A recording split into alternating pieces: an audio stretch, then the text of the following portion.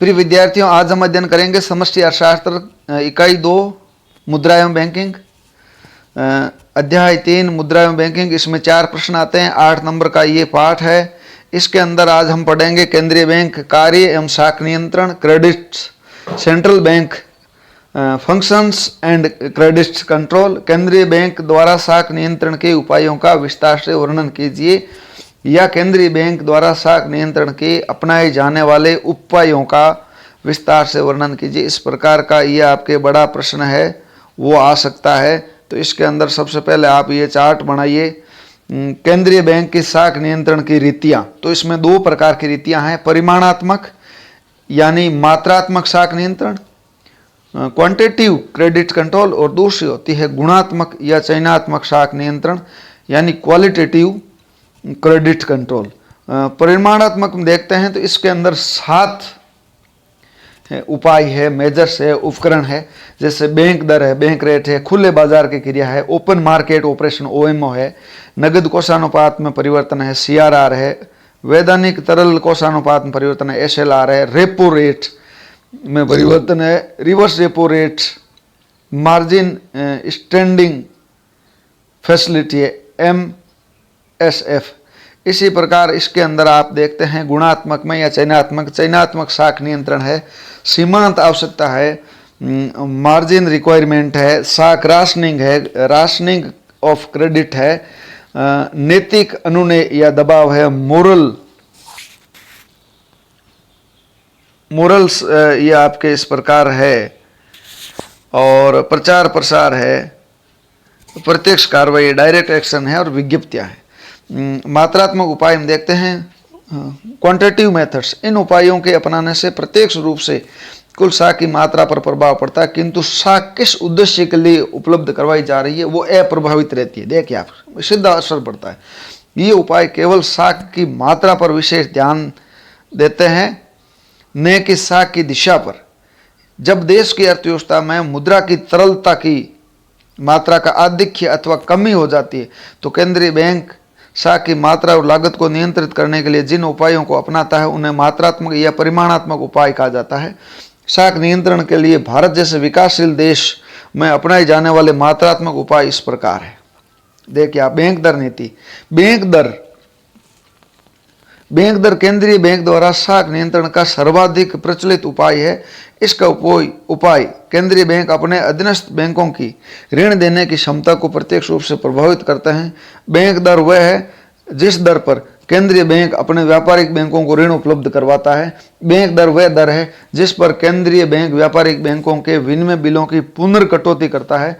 भारत में ये कार्य रिजर्व बैंक द्वारा किया जाता है। कहने का मतलब है कि व्यापारिक बैंकों को केंद्रीय बैंक से जो उधार मिलता है उस पर जो ब्याज की दर होती है उसका नाम बैंक दर है। ये कार्य भारतीय रिजर्व बैंक द्वारा किया जाता है।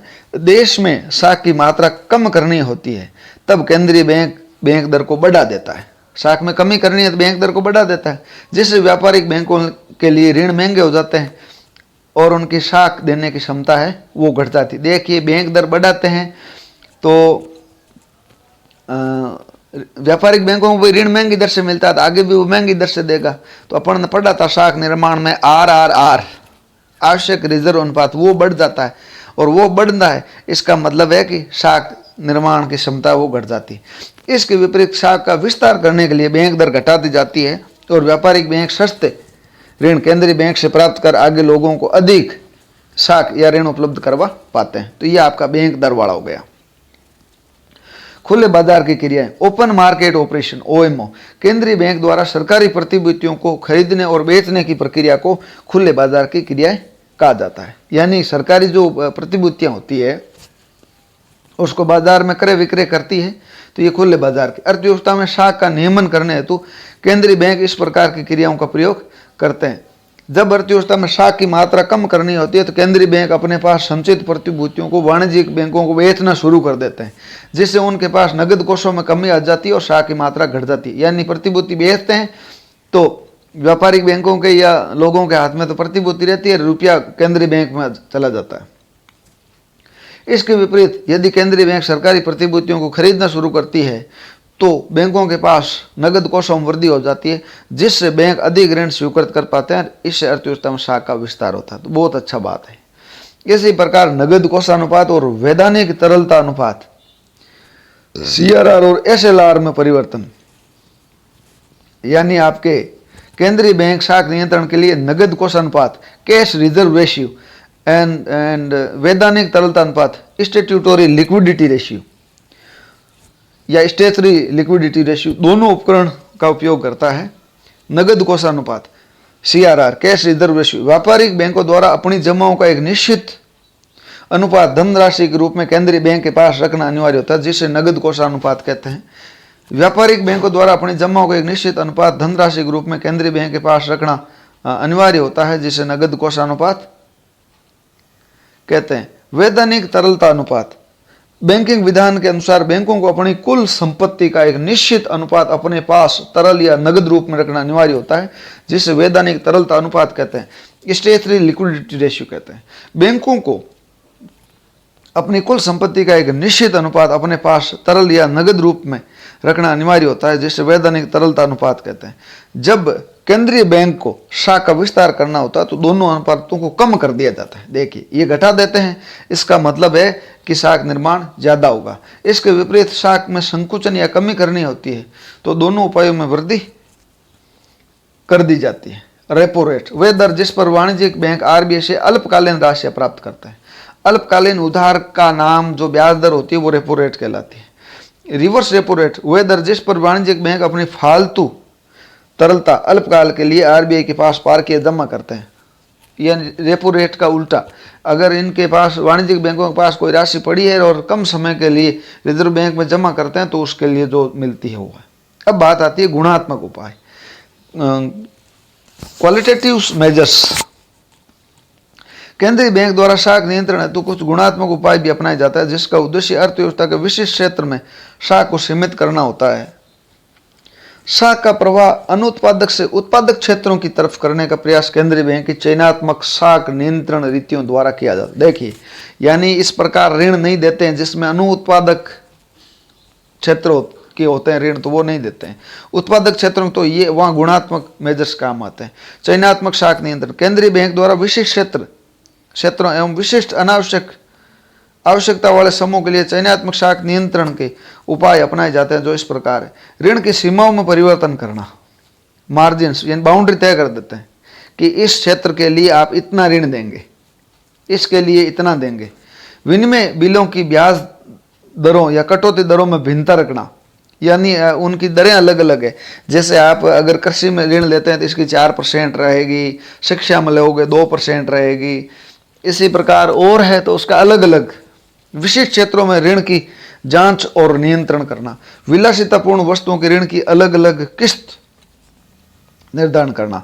शाख राशनिंग इसके अंतर्गत केंद्रीय बैंक के द्वारा भिन्न क्षेत्रों के लिए शाख की राशनिंग अधिकतम सीमा निर्धारण की जाती है। ये सीमा बैंक के अनुसार अलग अलग निर्धारित की जा सकती है। शाख की राशनिंग निम्न तरीकों से की, किसी बैंक के लिए बिलों को पुनः भुनाने की सुविधा को पूर्णतः समाप्त करना, सभी बैंकों के लिए बिलों को पुनः भुनाने की सुविधा को सीमित कर देना, बैंकों द्वारा विभिन्न उद्योगों और व्यवसायों को दिए जाने वाले ऋण की सीमा अथवा कोटा निश्चित कर देना। उपयुक्त सभी उपाय के अतिरिक्त किसी केंद्रीय बैंक अन्य उपायों के माध्यम से शाख का नियमन नियंत्रण करता है, तो जो इस प्रकार है। देखिए आप, ये जो आपके शाख राशनिंग मतलब कोटा तय कर देना, भाई अपन शिक्षा के लिए इतने करोड़ रुपए ही देंगे, कृषि में इतने करोड़ देंगे, इस उद्योग को इतने करोड़ देंगे, तो इस प्रकार का एक कोटा निर्धारण कर देना, तो वो आपके शाख राशनिंग आ गया। नैतिक दबाव इसके अंतर्गत केंद्रीय बैंक व्यापारिक बैंकों को सलाह और मार्गदर्शन करता है। इसी के अनुसार शाख निर्माण नीति को नियमित करने का प्रयास करता है। केंद्रीय बैंक अपने अधीनस्थ व्यापारिक बैंकों को सद्भाव और नैतिक अनुनय से भी शाख नियंत्रित करने के लिए दबाव बना सकता है। ये एक सहज और महत्वपूर्ण उपाय है। वो ऐसे बता सकता है कि ये इस प्रकार का जो अनुत्पादक खर्चा है उसमें आप नहीं दें, एजुकेशन लोन दें, कृषि में लोन दें, उद्योग धंधों में लोन दें, कोई विलासिता वस्तु के लिए आता है तो इस लोन को बंद करें। ये नैतिक दबाव है। प्रचार प्रसार बाजारीकरण के इस युग में विज्ञापनों का बहुत बड़ा महत्व है। प्रत्येक देश का केंद्रीय बैंक इस हेतु अपनी पत्र पत्रिकाएं, जर्नल्स, बुलेटिन आदि प्रकाशित करता है, जिसमें अर्थव्यवस्था से जुड़ी चुनौतियां, समसामयिक आर्थिक पहलुओं पर अपनी राय प्रस्तुत करता है और चुनौतियों से निपटने के उपाय भी सुझाता है। केंद्रीय बैंक का ये उपाय भी शाख नियंत्रण में सहायक सिद्ध होता है। प्रत्यक्ष कार्यवाही, केंद्रीय बैंक द्वारा उपयुक्त उपाय करने के पश्चात भी यदि व्यापारिक बैंक इसकी नीति का पालन नहीं करते हैं और बाजार विफलताएं प्रतीत होती है तो केंद्रीय बैंक को ऐसे वैधानिक अधिकार प्राप्त है कि व्यापारिक बैंकों के खिलाफ प्रत्यक्ष कार्रवाई कर सकता है। कठोर कार्रवाई के तहत दोषी बैंकों को पुनर्कटौती की सुविधा से वंचित कर सकता है।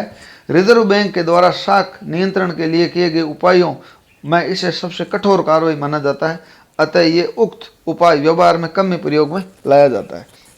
उपयुक्त विवेचन के आधार पर यह कहा जा सकता है कि केंद्रीय बैंक सफल शाख नियंत्रण के लिए मात्रात्मक और चयनात्मक शाख नियंत्रण उपायों का एकीकृत एवं उचित समायोजन करता है। जहां एक और मात्रात्मक उपाय प्रत्यक्ष रूप से शाख की मात्रा को प्रभावित करते हैं, वहीं चयनात्मक विद्या शाख की दिशा को निर्धारित करती है। ये तय करती है किस क्षेत्र में अपने शाख का विस्तार करना और किस में संकुचन करना। केंद्रीय बैंक द्वारा की जाने वाली प्रत्यक्ष कार्रवाई को समझाइए। प्रत्यक्ष कार्रवाई केंद्रीय बैंक द्वारा शाख नियंत्रण के मात्रात्मक एवं गुणात्मक उपाय करने के पश्चात भी यदि व्यापारिक बैंक इसकी नीति की पालना नहीं करते हैं और बाजार विफलताएं होती प्रतीत होती हो तो केंद्रीय बैंक को ऐसे वैधानिक अधिकार प्राप्त है कि व्यापारिक बैंकों के खिलाफ प्रत्यक्ष कार्रवाई कर सकते हैं। ऐसी कठोर कार्रवाई के तहत दोषी बैंकों को पुनर्कटौती की सुविधा से वंचित कर सकता है। रिजर्व बैंक के द्वारा शाख नियंत्रण के लिए किए गए उपायों में सबसे कठोर कार्रवाई माना जाता है, अतः उक्त उपाय व्यवहार में कम प्रयोग में लिया जाता है। नोट निर्गमन की न्यूनतम कोष प्रणाली को समझाइए। न्यूनतम कोष प्रणाली, इस प्रणाली के अंतर्गत भारत में रिजर्व बैंक अपने पास 115 करोड़ रुपए का सोना और 85 करोड़ की विदेशी प्रतिभूतियां सदैव रिजर्व में रखता है। इस प्रकार 200 करोड़ रुपए का न्यूनतम कोष रिजर्व रखने के पश्चात भारतीय रिजर्व बैंक किसी भी सीमा तक नोट जारी कर सकता है, इश्यू कर सकता है, निर्गमित कर सकता है।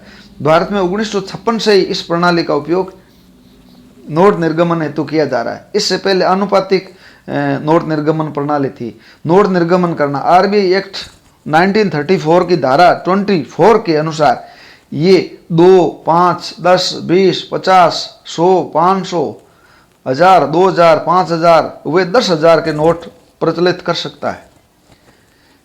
1 रुपये का नोट भारत सरकार के वित्त विभाग द्वारा जारी किया जाता है, जिस पर वित्त सचिव के हस्ताक्षर होते हैं। प्रारंभ में नोट निर्गमन आनुपातिक कोष प्रणाली पर आधारित था, जिससे आरबीआई कुल निर्गमित नोटों के पीछे 40% सुरक्षित कोष स्वर्ण सिक्कों, स्वर्ण पाठ अथवा स्टर्लिंग के रूप में रखती थी तथा शेष 60% भाग सरकारी प्रतिभूतियों तथा व्यापारिक बिलों के रूप में रखा जाता था, जिसमें कम से कम 40 करोड़ का स्वर्ण सुरक्षित कोष रखना अनिवार्य था। ये देखिए, ये आनुपातिक कोष प्रणाली है। रिजर्व बैंक ऑफ इंडिया ने 1956 से द्वितीय पंचवर्षीय योजना में ऋणार्थ प्रबंध की भारी व्यवस्था तथा विदेशी विनिमय संकट के कारण 29 वर्षों से चली आ रही आनुपातिक कोष प्रणाली को समाप्त कर उसके स्थान पर न्यूनतम कोष प्रणाली को अपनाया था। 1956 की न्यूनतम कोष प्रणाली में नोटों की राशि के पीछे कुल 515 करोड़ रुपए के तुल्य कोष रखना आवश्यक कर दिया गया था, जिसमें 115 करोड़ रुपए का सोना तथा सोने के सिक्के और बाकी 400 करोड़ रुपए मूल्य की विदेशी प्रतिभूतियां जो विशेष परिस्थितियों में 300 करोड़ रुपए तक घटाई जा सके निर्धारित की गई थी। 1957 में विदेशी विनिमय संकट की जटिलता के कारण पुनः संशोधन कर 25 अक्टूबर 1957 के आदेश द्वारा न्यूनतम कोष जो पहले 515 करोड़ रुपए के थे घटाकर 200 करोड़ रुपए किया गया, जिसमें 115 करोड़ रुपए के सोना और सोने के सिक्के, बाकी 85 करोड़ रुपए के मूल्य की स्टर्लिंग विदेशी प्रतिभूतियां रखने की व्यवस्था की गई। इस संशोधन में आरबीआई को यह अधिकार दिया गया कि आरबीआई केंद्र सरकार की पूर्व स्वीकृति से विदेशी प्रतिभूतियों के कोष को 0 तक घटा सकती है। इंपॉर्टेंट है, ये प्रणाली तो 1956 से अपनाई गई है, लेकिन वर्तमान है इसमें संशोधन करके ये 25 अक्टूबर 1957 वाली है। तो आप इसको इस प्रकार अच्छे ढंग से जो केंद्रीय बैंक के जो कार्य हैं उनको गृहकार्य करें, लिखें, आपको ये वीडियो कैसा लगा कमेंट दर्ज करें, अपने मित्रों को शेयर करें, सब्सक्राइब करें, लाइक करें, चैनल को सब्सक्राइब करें।